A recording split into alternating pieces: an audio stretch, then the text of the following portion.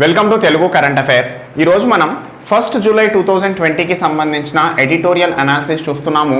59 China యాప్లను నిషేధించిన భారత ప్రభుత్వం అనే టాపిక్ గురించి మాట్లాడుకోబోతున్నాం. సో ఈ ఎడిటోరియల్ని నేను ఈ రోజుకి సంబంధించిన మన తెలంగాణ మరియు సాక్షి పేపర్ రెండింటి నుంచి కలిపి ప్రజెంట్ చేస్తున్నాను. అదేవిధంగా ఈ యొక్క టాపిక్ని మన సిలబస్లో ఎక్కడ లింక్ చేసుకోవాలి అని చెప్పేసి చూస్తే మన సిలబస్లో పాలిటీలో మనం గవర్నెన్స్ని కూడా చదువుతాం. సో పాలిటీ పేపర్లో గ్రూప్ 1కి సంబంధించి. సో ఈ గవర్నెన్స్లో అంటే ఏంటి? గవర్నెన్స్ అంటే ఏంటి? ప్రభుత్వ పరిపాలనకు సంబంధించి ప్రభుత్వం తీసుకునే కొన్ని నిర్ణయాలు. సో ఈ క్రమంలో ఈరోజు ఈ యొక్క ప్రభుత్వం తీసుకున్న నిర్ణయం ఏంటి? 59 చైనా యాప్లను నిషేధించడం. సో ఈ క్రమంలో ఇది మన ఎగ్జామినేషన్ ఓరియంటేషన్లో ఏదో ఒక టాపిక్కి మనం లింక్ చేసుకునే అవకాశం ఉన్న టాపిక్ కాబట్టి నేను దీన్ని ప్రజెంట్ చేస్తున్నాను. అదేవిధంగా చైనా ఇండియా మధ్య సంఘర్షణ వాతావరణాన్ని భారతదేశం ఏ విధంగా హ్యాండిల్ చేసింది అనే అంశంపై మనకు అవగాహన రావాలి అంటే పూర్తి స్థాయిలో అందులో ఈ యొక్క టాపిక్ కూడా ఒక భాగంగా మనం చేసుకోవాలి. సో చూస్తే చర్చలోకి ఎందుకు వచ్చింది అని చూస్తే ప్రస్తుతం భారతదేశానికి చైనాకి మధ్య సంఘర్షణ వాతావరణం అనేది ఉంది. గత 2 నెలల నుంచి ఇది కొనసాగుతూ వస్తుంది. ప్రధానంగా ఈ యొక్క మన భారతదేశానికి ఉత్తరాన ఉన్న జమ్మూ కాశ్మీర్ ప్రాంతంలోనే ఎక్కువగా ఉంది. ఇది యాక్చువల్గా 1962 వార్ తర్వాత చైనా మన జమ్మూ కాశ్మీర్లో కొంత భాగం ఆక్సాయ్ చీన్ అనే ప్రాంతాన్ని ఆక్యుపై చేసుకుంది. సో ఈ ఆక్సాయ్ చీన్ ప్రాంతంకి మన భారతదేశ ప్రస్తుత లడాక్ ప్రాంతానికి మధ్యలో ఉంది line of actual control. So ఈ లైన్ ఆఫ్ యాక్చువల్ కంట్రోల్ దగ్గర ఉన్న గాల్వాన్ లోయ ప్రాంతంలోనే సంఘర్షణ వాతావరణం అనేది ప్రస్తుతం ఉంది. సో ఈ గాల్వాన్ లోయ ప్రాంతంలో ఈ సంఘర్షణలో భాగంగానే భారతదేశానికి చెందిన 20 మంది సైనికులు వీరమరణం పొందిన సంగతి మనం చూసాం. ఎప్పుడైతే సైనికుల మరణాలు సంభవించాయో అకారణంగా అలాంటి తరుణం నుంచే భారతదేశంలో ప్రజలలో పెద్ద మొత్తంలో చైనాపై వ్యతిరేకత అనేది ప్రారంభమైంది.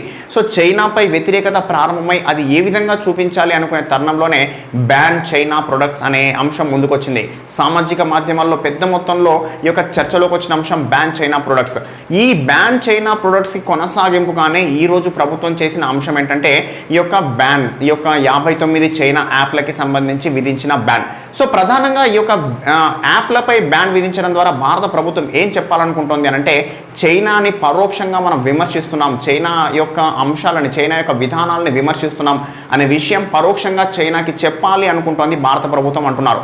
అయితే ప్రధానంగా చూస్తే భారత ప్రభుత్వం ఇలాంటి బ్యాన్ అనేది డైరెక్ట్గా ఏకమొత్తంగా చేయగలదా అని అంటే యాక్చువల్గా అంతర్జాతీయ చట్టాల ప్రకారంగా ఇలాంటి బ్యాన్లు చేయడం సమంజసం కాదు. కేవలం కొన్ని ఎగ్జంప్షన్స్ మాత్రమే ఉంటాయి ఈ విధంగా నిలువరించడానికి. ఏంటి ఆ ఎగ్జంప్షన్స్ అంటే దేశ రక్షణకి సంబంధించి కానీ లేదా మన ప్రజల యొక్క గోప్యతకి సంబంధించి కానీ ఎలాంటి ఇబ్బందులు తలెత్తినా, ఆరోగ్యపరమైన ఇబ్బందులు తలెత్తినా అలాంటి సమయాల్లో మాత్రమే అంతర్జాతీయ ఒప్పందాలను కానీ అంతర్జాతీయ పెట్టుబడులను కానీ ఆల్రెడీ ఉన్న పెట్టుబడులను నిలువరించవచ్చు.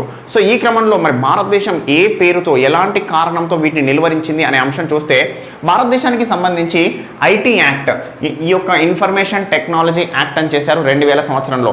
ఇన్ఫర్మేషన్ టెక్నాలజీ యాక్ట్లోని 69A అనే సెక్షన్ ఏం చెప్తుంది అనంటే దేశ డిజిటల్ రంగము లేదా సైబర్ స్పేస్లో దేశ భద్రతకు కానీ సమాచార గోప్యతకు కానీ హాని కలిగిస్తున్న ఏదైనా డిజిటల్ ప్లాట్ఫామ్ని బ్యాన్ చేసే అవకాశం కల్పిస్తోంది ఈ ఐటీ యాక్ట్లోని సెక్షన్ 69A. సో ఇదే సెక్షన్ని ఉపయోగించుకొని ఈరోజు ప్రభుత్వం 59 యాప్లని బ్యాన్ చేసింది. కారణం ఏంటంటే ఈ చైనా యాప్లు భారతీయ ప్రజల యొక్క సమాచారాన్ని అక్రమంగా చైనాకు తరలిస్తున్నాయి, ఇది ప్రజల యొక్క గోప్యతకు భంగం కలిగిస్తోంది కాబట్టి ఈ యాప్లని మేము ఈరోజు బ్యాన్ చేస్తున్నామని చెప్పేసి దాదాపుగా 59 యాప్లను బ్యాన్ చేశారు. అందులో ప్రధానంగా చూస్తే టిక్ టాక్ కావచ్చు, CamScanner, UC browser, SHAREit, Helo, Likee వంటి వివిధ యాప్లు ఉన్నాయి. సో ప్రధానంగా పెద్ద మొత్తంలో జనాదరణ పొందిన యాప్లు భారతదేశంలో ఈ యాప్స్. అంతేకాకుండా పెద్ద మొత్తంలో ఈ కంపెనీలకు ఆదాయం అనేది వస్తుంది. భారతదేశంలో కూడా ఈ కంపెనీలు ఆఫీసులు ఓపెన్ చేసి భారతదేశంలో కూడా కొద్ది మొత్తంలో ఉపాధి కల్పిస్తున్న పరిస్థితి. ఒక టిక్ టాక్కి సంబంధించి చూస్తే భారతదేశంలో ఈరోజు డౌన్లోడ్ల సంఖ్య 20 కోట్ల పైచిలుకు. యాక్టివ్ యూజర్స్ అంటే ఇప్పుడు ప్రస్తుతం వాడుతున్న వారి సంఖ్య చూస్తే దాదాపు 10 నుంచి 12 కోట్ల మధ్య ఉందట. సో అలాంటి పరిస్థితుల్లో ఈ సంస్థ ఈ యొక్క టిక్ టాక్ అనేది పెద్ద మొత్తంలో రెవెన్యూని జనరేట్ చేస్తున్న పరిస్థితి. సో చూస్తే ఈ యొక్క టిక్ టాక్ అనేది లాస్ట్ ఇయర్ అంటే 2019 సంవత్సరంలో కొన్ని కారణాల వల్ల ఒక 5-6 రోజుల పాటు నిలిపివేయబడింది. నిలిపివేయబడిన 5-6 రోజుల పాటు రోజుకి 3.5 కోట్ల రూపాయల ఆదాయం నష్టపోయింది టిక్ టాక్. సో ఈ క్రమంలో ఇలాంటి యాప్స్ అన్ని పెద్ద మొత్తంలో జనాదరణ ఉన్న ఈ యాప్స్ అన్నింటినీ నిలువరించడం వల్ల చైనాకి ఆర్థిక మూలాలపై కొద్దిగా దెబ్బ కొట్టవచ్చు అని చెప్పేసి భారతదేశం భావిస్తోంది అంటున్నారు.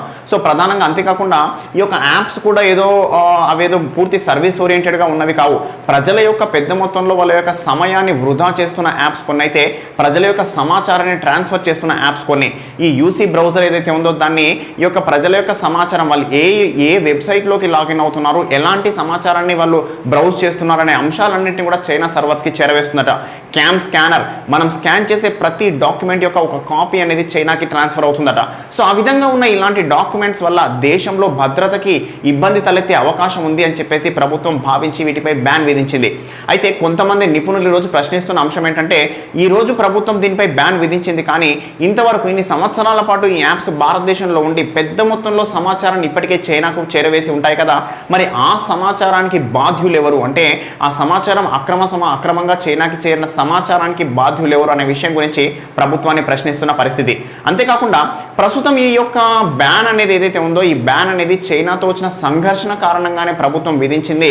సో ఈ సంఘర్షణకి పరోక్షంగా చైనాకి ఒక చెప్పాలి అని చెప్పేసి, చైనాకి ఈ యొక్క సంఘర్షణకి సంబంధించి పరోక్షంగా చెప్పాలి అని చెప్పేసి ఈ యొక్క బ్యాన్ విధించారు అని చెప్పేసి అంటున్నారు. అయితే ప్రధానంగా మనం ఆ విషయాన్ని పక్కన పెడితే ఈ యొక్క మన భారతదేశంలో ఈ టిక్టాక్కి సంబంధించి చూస్తే గత సంవత్సరం 2019 సంవత్సరానికి సంబంధించి 550 కోట్ల గంటల టైం అనేది వేస్ట్ చేశారు భారతీయులు, అంటే దాంట్లో స్పెండ్ చేశారు 550 కోట్ల గంటల టైం.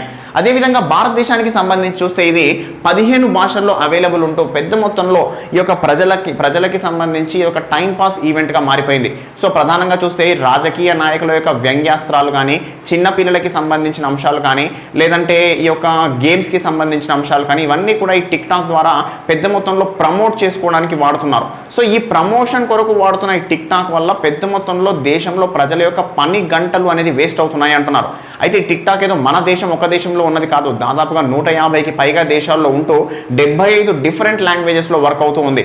అయితే చాలా దేశాలు ఇప్పుడు భారతదేశం తీసుకున్న స్టెప్ తర్వాత చాలా దేశాలు చైనా యొక్క యాప్స్ని బ్యాన్ చేసే అవకాశం ఉంది అంటున్నారు. ఎందుకనంటే ఇప్పటికే చైనాపై ఒక అలిగేషన్ ఉంది. చైనాకి సంబంధించి 5G నెట్వర్క్కి సంబంధించిన పరికరాలను సమకూర్చే సంస్థ హువావే. సో ఈ హువావే సంస్థ అనేది బ్యాక్ డోర్ ద్వారా ఆయా దేశాల నుంచి ఇన్ఫర్మేషన్ని చైనా సర్వర్లకి ట్రాన్స్ఫర్ చేస్తోంది అనేసి ఈ హువావేపై పెద్ద మొత్తంలో ఉన్న అలిగేషన్.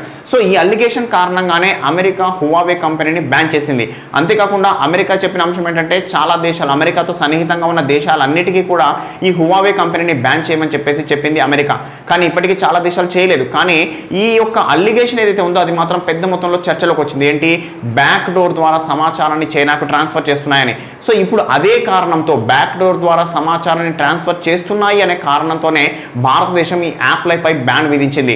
సో ఈ బ్యాన్ ఏదైతే భారతదేశం విధించిందో ఇప్పుడు పెద్ద మొత్తంలో ప్రపంచంలో మరింత పెద్ద మొత్తంలో చర్చలోకి రాబోతోంది ఈ అంశం అనేసి అంటున్నారు. సో ఈ క్రమంలోనే చైనాకి సంబంధించిన యాప్స్ అన్నింటిని కూడా ప్రపంచంలో చాలా దేశాలు ఈరోజు వ్యతిరేకించే అవకాశం కనిపిస్తోంది అంటున్నారు.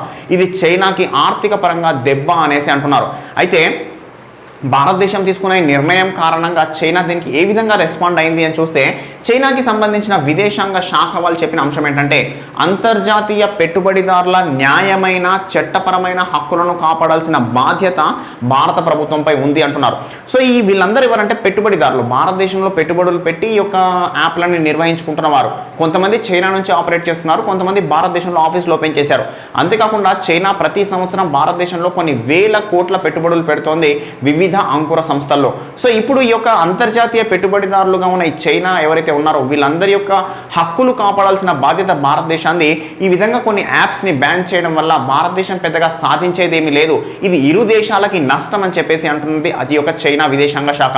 అంతేకాకుండా ఇండియా చైనా సహకారం అనేది రెండు దేశాలకి అవసరం. ఈ యొక్క సహకారం నుంచి వైదొలిగితే ఇండియాకి కూడా నష్టం అని చెప్పేసి కూడా అన్నారు ఈ యొక్క చైనా విదేశాంగ శాఖకి సంబంధించిన ఆఫీసర్ ఎవరైతే మాట్లాడారో వాళ్ళు. సో ఈ క్రమంలో భారతదేశం దీనికి సంబంధించి మరి ఏ విధంగా ముందుకెళ్లాలనుకుంటోంది అంటే ప్రధానంగా ఇది ఒక అవకాశంగా మలుచుకోవాలనుకుంటోంది భారతదేశం. సో చూస్తే కొన్ని సంవత్సరాల క్రితం చైనా దేశం ఏం చేసింది అంటే అమెరికాకి సంబంధించి ఇతర యూరోప్ దేశాలకి సంబంధించిన వివిధ యాప్స్ని చైనాలో బ్యాన్ చేసింది. ప్రధానంగా చూస్తే ఇప్పుడు ఈ గూగుల్ కానీ, ఫేస్బుక్ కానీ, ట్విట్టర్, నెట్ఫ్లిక్స్ వంటి ఏవి కూడా చైనాలో వర్క్ అవ్వవు. దీనికి ప్రత్యామ్నాయంగా వాళ్ళ దేశంలో సొంత యాప్స్ని రూపొందించుకున్నారు. సో అంతేకాకుండా గూగుల్ మ్యాప్స్కి కూడా ప్రత్యామ్నాయ యాప్ రూపొందించుకున్నారు. సో ఈ విధంగా ప్రతి దానికి ప్రత్యామ్నాయ యాప్ రూపొందించుకొని వాళ్ళ దేశంలో మార్కెట్ని పెంచుకున్నారు. ఇప్పుడు ఆ యాప్ని ప్రపంచానికి పరిచయం చేస్తూ వాళ్ళ మార్కెట్ని విస్తృతం చేసుకుంటున్న పరిస్థితి. సో ఇలాంటి అవకాశాన్ని భారతదేశం కూడా సృష్టించుకోవాలి అనుకుంటోంది. ప్రధానంగా ఇప్పటికే భారతదేశంలో ఈ అన్ని యాప్స్కి సంబంధించి ప్రత్యామ్నాయాలు అందుబాటులో ఉన్నాయి. ఈవెన్ టిక్టాక్కి సంబంధించి కూడా బోలో ఇండియా అనే పేరుతో యాప్ ఉంది. అదేవిధంగా ఇతరత్ర అన్ని యాప్లకి సంబంధించి కూడా భారతదేశంలో ప్రత్యామ్నాయాలు ఆల్రెడీ అందుబాటులో ఉన్నాయి. సో అలాంటి తరుణంలో ఈ యొక్క యాప్లని బ్యాన్ చేయడం ద్వారా దేశీయంగా పెద్ద మొత్తంలో అవకాశాలను సృష్టించవచ్చు, దేశీయంగా మన మార్కెట్ని పెంచుకోవచ్చు, దేశీయంగా ఉపాధి అవకాశాలను కల్పించవచ్చు అనే ప్రధాన ఉద్దేశం ఇక్కడ ప్రభుత్వంలో కనిపిస్తోంది అంటున్నారు. అంతేకాకుండా ఇటీవల ప్రకటించిన ఆత్మనిర్భర భారత్ యొక్క ముఖ్య ఉద్దేశం ఏంటంటే స్వావలంబన సాధించడం. స్వావలంబన ఏదో ఒక్క రంగంలో కాదు, అన్ని రంగాల్లో స్వావలంబన సాధించడమే ప్రధాన ఉద్దేశం అక్కడ. సో ఆ క్రమంలో ప్రభుత్వం తీసుకున్న ఈ నిర్ణయం స్వావలంబన వైపు ఒక అడుగు అని చెప్పేసి కొంతమంది అంటున్నారు.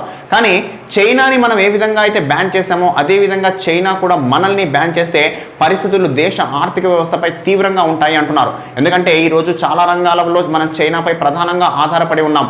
ఫార్మా కావచ్చు, ఎలక్ట్రిసిటీ కావచ్చు, అన్ని రంగాలు దాదాపుగా చాలా రంగాల్లో ఈ యొక్క చైనాపై ఆధారపడి ఉన్నాం. ఒకవేళ చైనా కూడా అలాంటి నిర్ణయమే తీసుకుంటే కనుక దేశీయంగా మన పరిశ్రమలకు అదొక పెద్ద దెబ్బ అవుతుంది అని చెప్పేసి నిపుణులు అంటున్నారు. సో ఈ క్రమంలో ఈ వాణిజ్య యుద్ధాన్ని పెరగకుండా ఇక్కడికే చైనాకి అర్థమయ్యే విధంగా, అంటే చైనా చేస్తున్న పనులకు సంబంధించి భారతదేశం తీసుకున్న ఈ నిర్ణయం చైనాకి అర్థమైతే దాని తర్వాత అంటే ఇంతకుముందు ఉన్న రిలేషన్స్ని కొనసాగించాలి అనేసి నిపుణులు చెప్తున్నారు. ఎప్పుడైతే భారతదేశం స్వతంత్రంగా అంటే తన సొంతంగా అన్ని రకాల ముడి సరుకులు కానీ అన్ని రకాల ఉత్పత్తులకు సంబంధించిన పరికరాలు, ఈ యొక్క మధ్య తరహా ఉత్పత్తులని అన్నిటిని స్వంతంగా ఉత్పత్తి చేసుకోగలిగిన నాడు చైనాని బ్యాన్ చేయడం వల్ల భారతదేశానికి వచ్చే నష్టం లేదు. కానీ ఇప్పుడు ఇలాంటి నిర్ణయాలు తీసుకుంటే దేశ ఆర్థిక వ్యవస్థపై ప్రభావం పడుతుంది అనేసి నిపుణులు చెప్తున్న పరిస్థితి. సో ఇదండి ఈరోజు వచ్చిన ఎడిటోరియల్ అంశము. నెక్స్ట్ ఇంకో ఎడిటోరియల్తో మళ్ళీ కలుస్తాను. Thank you.